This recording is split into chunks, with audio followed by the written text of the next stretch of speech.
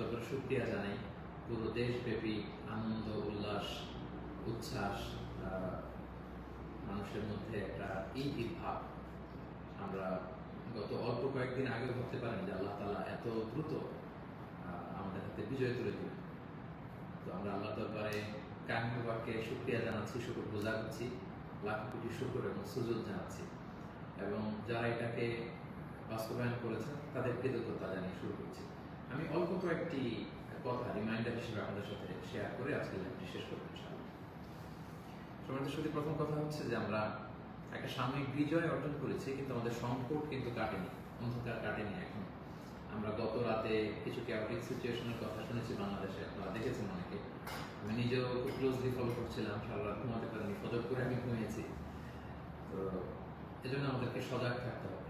সম্মানিত ভাই বন্ধুরা, সজাগ থাকতে হবে, ঐক্যবদ্ধ থাকতে হবে। মাইলস টু গো, অনেক দূর আমাদেরকে যেতে হবে।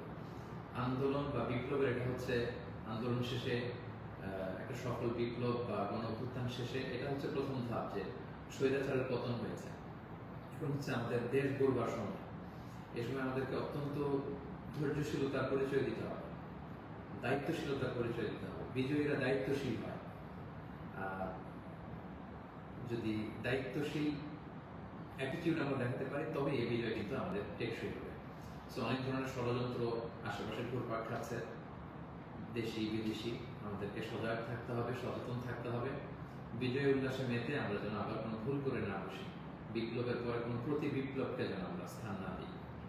এই হচ্ছে প্রথম রিমাইন্ডার আপনাদের প্রতি। 2 নম্বর যে কথাটা বলবো, আমাদের বাংলাদেশে আমরা মুসলিমরা ছাড়াও আমাদের হিন্দু ভাই বোনরা আমাদের সাথে, আমরা একসাথে মিলেমিশে একাকার একসাথে আমরা থাকি।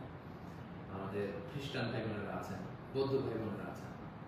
সো সংখ্যালঘুদের কোনো উপাসনালয়ে যেন কেউ আক্রমণ করতে না পারে, এটা খেয়াল করতে হবে। কিছু কিছু ঘটনা আমরা শুনেছি যে বিভিন্ন জায়গায় হিন্দুদের মন্দিরে আক্রমণ করা হচ্ছে, অগ্নিসংযোগ করা হচ্ছে। সো এটা কিন্তু অনেক বড় ধরনের একটা ষড়যন্ত্র। আমরা বছর 2 আগে আমার মনে আছে যে কুমিল্লাতে নানুয়া দিঘির পাড়ে হনুমানের পায়ের উপরে কোরআন রেখে কি তুলকালাম কাণ্ড হয়ে গেল। সো যারা ক্ষমতা ছেড়ে পালিয়েছে তারাই দেখা যাবে যে ভাড়াটে করা লোকজন দিয়ে সেখানে আগুন দিয়ে আল্লাহু আকবার স্লোগান দিবে, নারায়ে তাকবীর, আল্লাহু আকবার স্লোগান দিয়ে বোঝাতে চাইবে যে ইসলামপন্থীদের কাজ এটা, মাদ্রাসার ছাত্রদের কাজ এটা। সো এত কাঁচা কাজ যেন আমরা না করি, আমরা যেন তাদের এই ফাঁদে পা না দেই, আমরা যেন সচেতন থাকি। বিশেষ করে মাদ্রাসার ছাত্র ভাইদেরকে, আমার পরিচয় টুকরা মাদ্রাসা, আলিয়া মাদ্রাসা, কৌমি মাদ্রাসার ছাত্র ভাইদেরকে আমি বলবো, আপনারা আপনাদের নিজ নিজ থানা, গ্রামের, এলাকার হিন্দু মন্দিরগুলো নিজ দায়িত্বে পাহারা দেন। প্যাট্রোলিং করবেন ভাগ করে করে, সকালে বিকেলে কারা দায়িত্ব পালন করবেন। মাদ্রাসার শিক্ষক যারা আছেন তারা এটা দেখভাল করেন। সামনের 1-2 দিন খুবই গুরুত্বপূর্ণ। আমরা চাই না যে আমাদের বিজয়টা এভাবে নষ্ট হয়ে যায়। এই জাতীয় ষড়যন্ত্র যারা করছে তাদের ষড়যন্ত্রকে আপনারা নস্যাৎ করে দিন সংঘবদ্ধভাবে। সো এটা আমাদেরকে খেয়াল রাখতে হবে। কিছু অগ্নিকাণ্ড বা বিচ্ছিন্ন ঘটনা যদি ঘটে, দেখা যাবে যে যারা এই বিজয়ে খুশি না তারা এটাকে ইন্টারন্যাশনালি তারা এটা প্রোপাগেট করবে। তারা বলবে যে Bangladesh is on terrorist attack, জঙ্গি অ্যাটাকে কবলে পড়েছে বাংলাদেশ, ব্লা অনেক ন্যারেটিভ তারা দাঁড় করাবে, এবং এটা করতে তারা বড় করবে। সো আমরা এত সহজে এই বিজয়কে নষ্ট হতে দিব না। আমার 2 নম্বর রিমাইন্ডার হচ্ছে আমার প্রিয় বিপ্লবী ভাই এবং বোনদের প্রতি, বিশেষ করে মাদ্রাসার ছাত্র ভাইদের প্রতি, আপনারা খেয়াল করে সংখ্যালঘুদের কোনো স্থাপনাতে, উপাসনালয়ে যাতে এই জাতীয় ঘটনা না ঘটে ক্লোজ অবজারভেশন করুন, পাহারা দিন, নিরাপত্তা দিন। এটা আমাদের দায়িত্ব। আমরা এবার যদি ভুল করে ফেলি তাহলে বাংলাদেশ ইসলাম অনেক পিছিয়ে যাবে। বাংলাদেশ সমৃদ্ধ বাংলাদেশ গড়বার যে স্বপ্ন, এটা অনেক পিছিয়ে যাবে।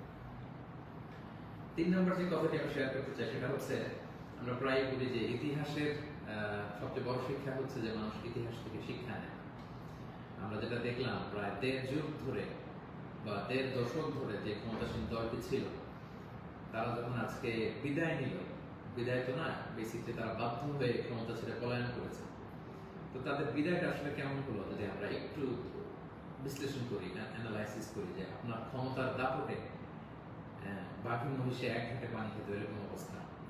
এসএসএফ আপনাকে সিকিউরিটি দিত, আপনার সামনে বহর, পেছনে বহর, কত সিকিউরিটি, কত ন্যাশনাল প্রোটোকলের ব্যবস্থা আপনি করেছেন। কিন্তু আজকের বিদায়টা আপনার কেমন হয়েছে? পুরো দেশব্যাপী গণধিক্কার, ঘৃণা, বদদোয়া ছাড়া কিছু আপনি হাসিল করতে পারেন না। সো এ থেকে আমাদের রাজনীতিবিদদের আমাদের সকলের শিক্ষা গ্রহণ করা উচিত। আপনার বিদায় কেউ কাঁদেনি, কেউ কোনো সংবর্ধনা দেয়নি, সহমর্মিতা জানায়নি, বরং আপনার অস্তিত্বই ছিল হুমকির মুখে। আল্লাহ তাআলা বলেন যে আমি হচ্ছি ক্ষমতার মালিক, আমি যাকে চাই। কুলিল্লাহুম্মা মালিকাল মুলক তুতিল মুলকা মান তাশা ওয়া তানজিউল মুলকা মিম্মান তাশা ওয়া তুইজ্জু মান তাশা ওয়া তুযিল্লু মান তাশা বিয়াদিকাল খায়র ইন্নাকা আলা কুল্লি শাইইন কাদির। আল্লাহ তাআলা হচ্ছেন ক্ষমতার মালিক, যাকে চান ক্ষমতার চেয়ারে বসান, যাকে চান সেখান থেকে টেনে হিঁচড়ে ক্ষমতার চেয়ার থেকে তিনি নামান। তিনি যাকে চান সম্মান দেন, যাকে চান তিনি অপদস্থ করেন, লাঞ্ছিত করেন। তার জলজান্ত প্রমাণ আমরা গতকাল কিন্তু দেখেছি। এবং তিনি হচ্ছেন ফাআলুল লিমা ইউরিদ, তিনি যখন যা চান তাই করতে পারেন।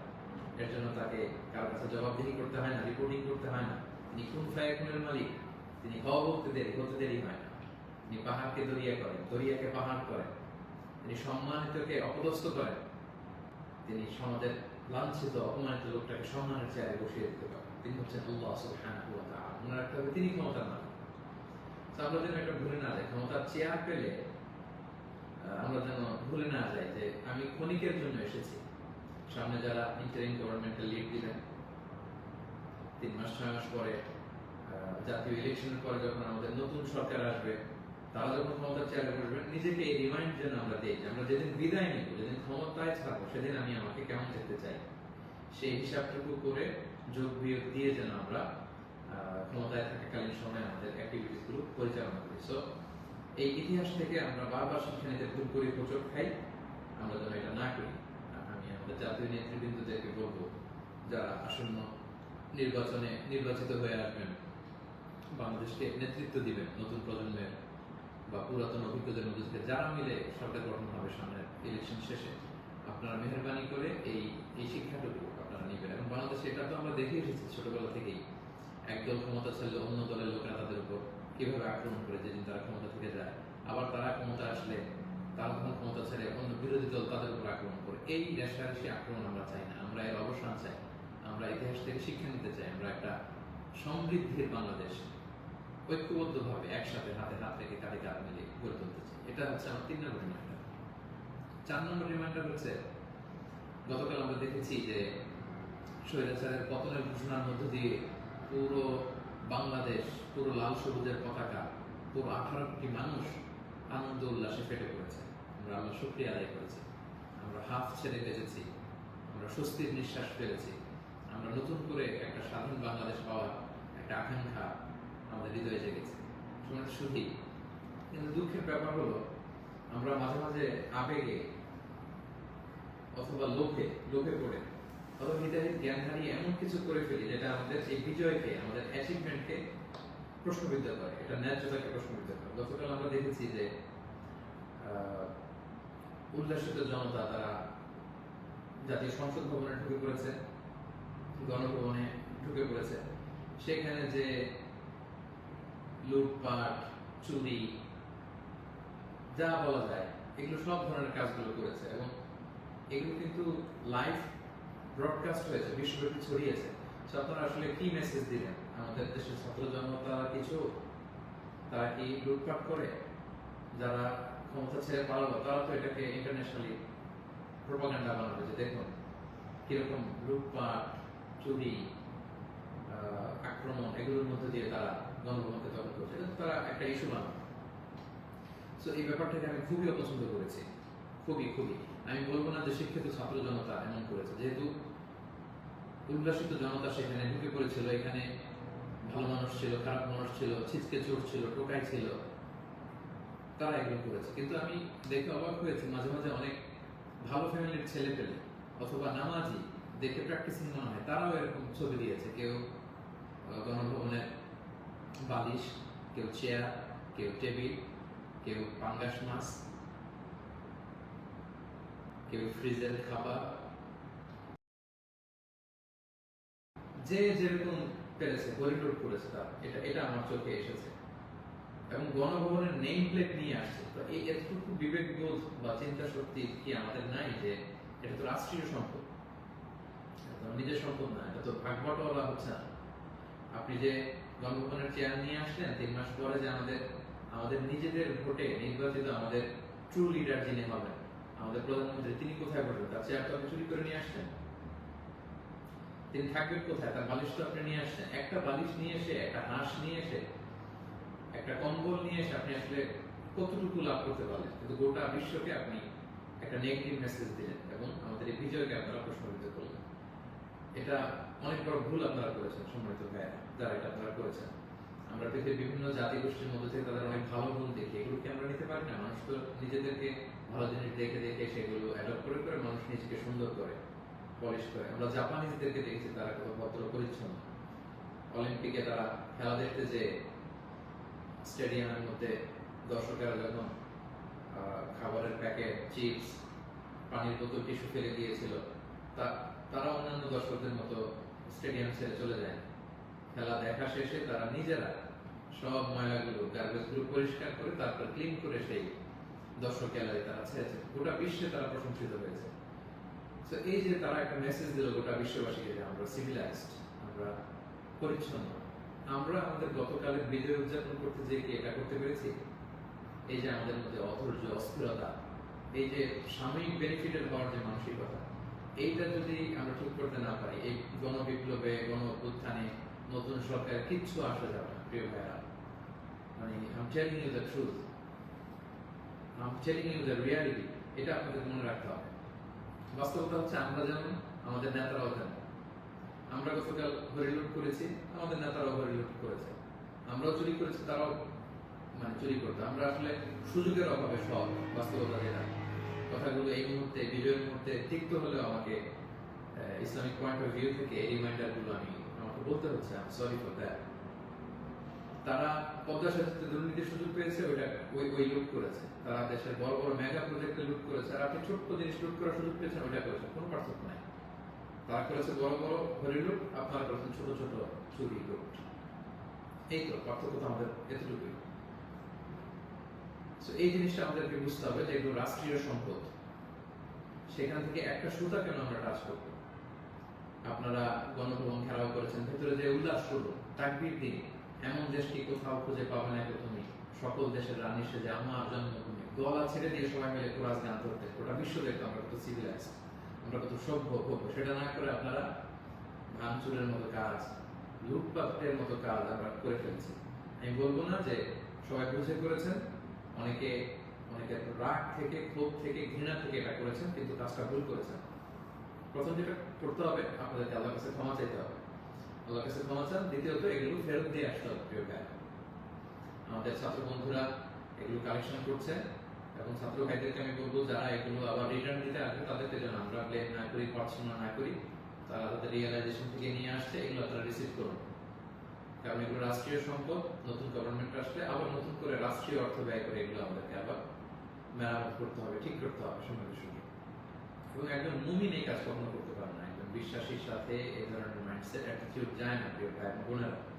ছোট একটা হাদিস বলে পয়েন্ট আমি শেষ করছি। খাইবারের যুদ্ধ থেকে রাসূল সাল্লাল্লাহু আলাইহি ওয়াসাল্লাম সাহাবাদেরকে নিয়ে ফিরছিলেন বিজয়ী হয়ে। আপনাদের মনে থাকবার কথা, ইহুদিদের বিরুদ্ধে এই যুদ্ধ হয়েছিল, 7ম হিজরির ঘটনা। ফেরার পথে রাসূল সাল্লাল্লাহু আলাইহি ওয়াসাল্লাম একদিন খাদেম রাসূল সাল্লাল্লাহু আলাইহি ওয়াসাল্লাম উটের হাওদাস ঠিক করছিল, এমন সময় একটা বিক্ষিপ্ত তীর এসে তার গায়ে লেগে সে সেখানে মারা যায়। সাহাবারা তার জন্য দোয়া করলো। তারা বললো কি খুশ নসিব তার, যুদ্ধ থেকে ফিরে আসার পথে এই মুজাহিদ শহীদ হয়েছে, জান্নাতের নীল পাখি হয়ে সে ঘুরবে। রাসূল সাল্লাল্লাহু আলাইহি ওয়াসাল্লাম বললেন, না, তোমরা এই মন্তব্য করো না, তোমরা জানো না আমার এই দাস সে সুযোগ পেয়ে রাষ্ট্রীয় সম্পদের অর্থাৎ গনিমতের যেটা পেয়েছিল ভাগ বটলার আগে সে লোকচক্ষুর আড়ালে একটি চাদর চুরি করেছিল, এবং এই জাহান্নামের এই চাদর তার গা পেঁচিয়ে তার শরীরকে জ্বালিয়ে ফেলবে, তাকে দগ্ধ করবে।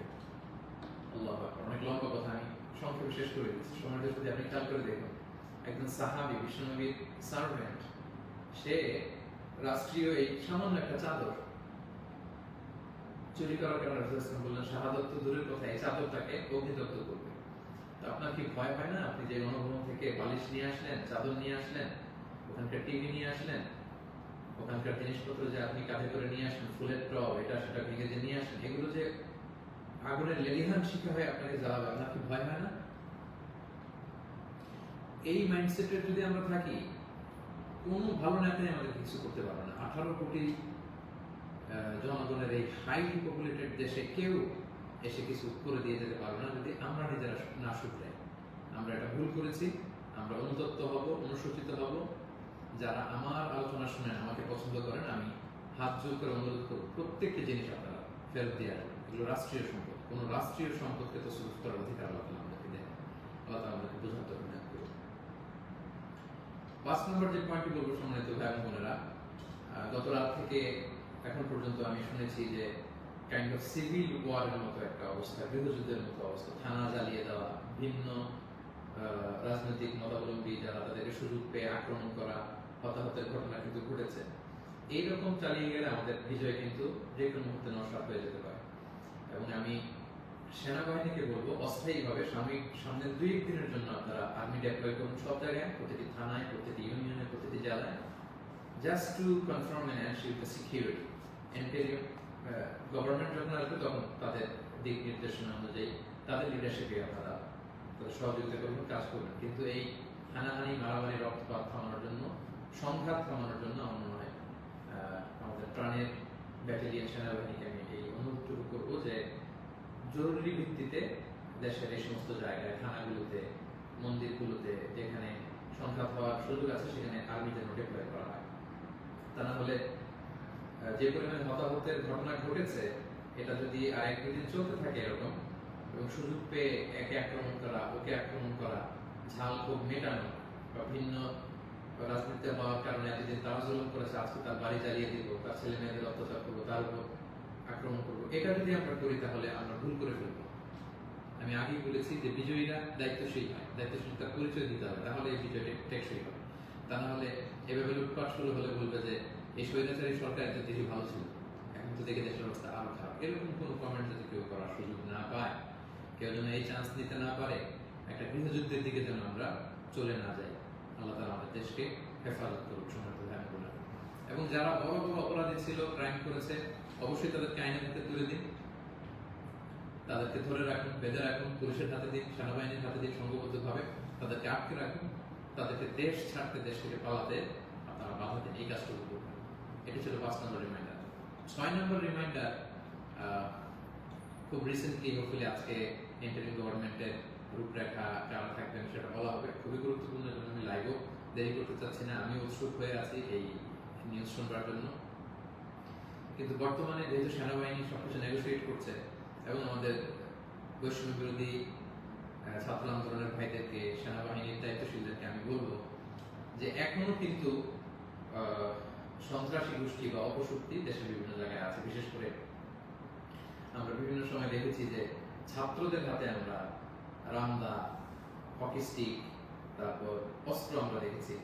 বিভিন্ন সময় আমরা ছাত্রলীগের ছাত্রদের হাতে আমি দেখেছি যে তারা সাধারণ ছাত্রদেরকে আক্রমণ করতে একটা সারাশি অভিযান চালিয়ে গোটা দেশের ছাত্রলীগের যত সন্ত্রাসী আছে তাদের হাত থেকে এই অস্ত্রগুলো সিজ করতে হবে। শুধু ছাত্রলীগই না, এটা উদাহরণ হিসেবে বললাম, যত ছাত্র সংগঠন আছে কারো হাতে যদি কোনো আগ্নেয়াস্ত্র, অস্ত্র এগুলো পাওয়া যায়, খুব জরুরি ভিত্তিতে এগুলো পুরো দেশের সারাশি অভিযান চালিয়ে এগুলো সিজ করতে হবে।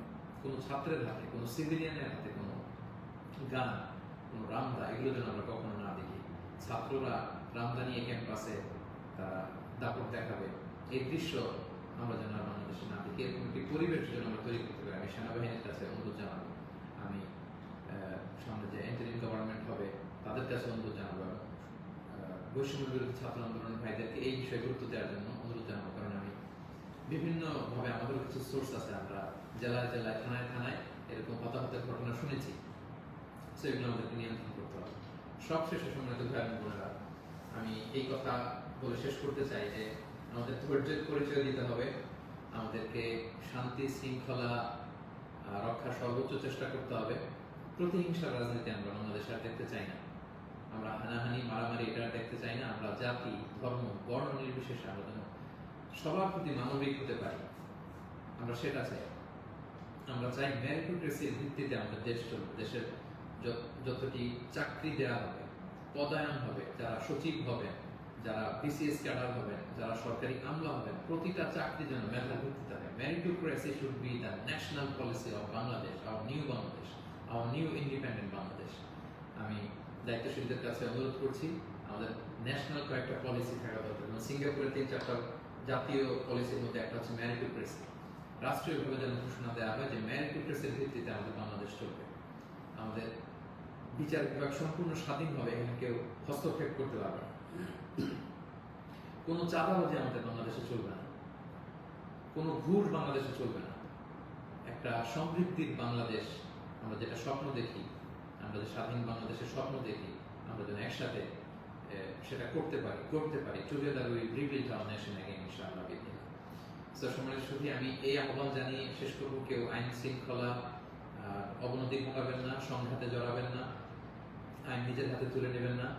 সংখ্যালঘু ভাইদের দিকে দৃষ্টি রাখুন, কারণ এইটাকে তারা টার্গেট করে একটা প্রতি বিপ্লব, দেশে একটা ক্যাওটিক সিচুয়েশন তৈরি করবে এবং পুলিশ বাহিনী, সেনাবাহিনী, বিমান বাহিনী, র্যাব, আনসার, বিডিআর প্রত্যেকটি বাহিনীকে আমি বলবো যে আপনাদের কাঁধে অনেক বড় দায়িত্ব। দেশের শান্তি, শৃঙ্খলা, সিকিউরিটি, নিরাপত্তা নিশ্চিত করে এগুলো আপনাদের দায়িত্ব। আসুন আমরা সবাই হাতে হাত রেখে কাঁধে কাঁধ মিলে আমাদের নতুন বাংলাদেশ গড়ে তুলব।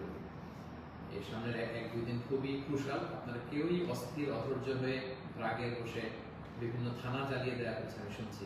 সাধারণ পুলিশদের উপর আক্রমণ করা হচ্ছে। প্রিয় ভাইয়েরা, পুলিশরা খুব অল্প বেতনের চাকরি করে, তারা আমাদেরকে নিরাপত্তা দেয়। তো তারা উপরের অর্ডারে এতদিন এগুলো করেছে, তাই বলে আপনি পুলিশের উপরে আক্রমণ করতে পারেন না। আপনার দলের বিরোধী বলে আপনি তাদেরকে আক্রমণ করতে পারেন না। সুযোগ পেয়ে আপনি এই অন্যায়ভাবে এটার ব্যবহার আপনি করতে পারেন না। আমরা যেন সুশৃঙ্খল থাকি, আমরা যেন দায়িত্বশীলতার পরিচয় দিই। সম্মানিত সুধী, একটা মানবিক বাংলাদেশ, একটা সাম্যে পরিপূর্ণ, একটা সমৃদ্ধ বাংলাদেশ আমরা দেখতে চাই। অনেকেই আমাকে ব্যক্তিগতভাবে মেসেজ করেছেন, কল করেছেন, সবাইকে শুকরিয়া জানাই, জানতে চেয়েছেন যে শাইখ আপনি কবে আসবেন। আমি আপনাদেরকে এতটুকু নিশ্চিত করছি যে আমি শীঘ্রই বাংলাদেশে আসছি ইনশাআল্লাহ। স্বাধীন বাংলাদেশে আপনাদের সবার সাথে আবারও পুনরায় সাক্ষাতের আকাঙ্ক্ষা এবং অপেক্ষায় আমি রইলাম। সাম্য, মানবিক মর্যাদা এবং সামাজিক সুবিচার প্রতিষ্ঠিত করে আমরা যেন একটা সমৃদ্ধ বাংলাদেশ সবাই করে তুলতে পারি, সেই প্রত্যাশায় আজকে এই সংক্ষিপ্ত লাইভ সেশনটি এখানে শেষ করছি। হাযা মা ইনদি ওয়াল ইলমু ইনদাল্লাহি আলাইহি তাওয়াক্কালতু ওয়া ইলাইহি উনীব। আসসালামু আলাইকুম ওয়া রাহমাতুল্লাহি ওয়া বারাকাতুহু।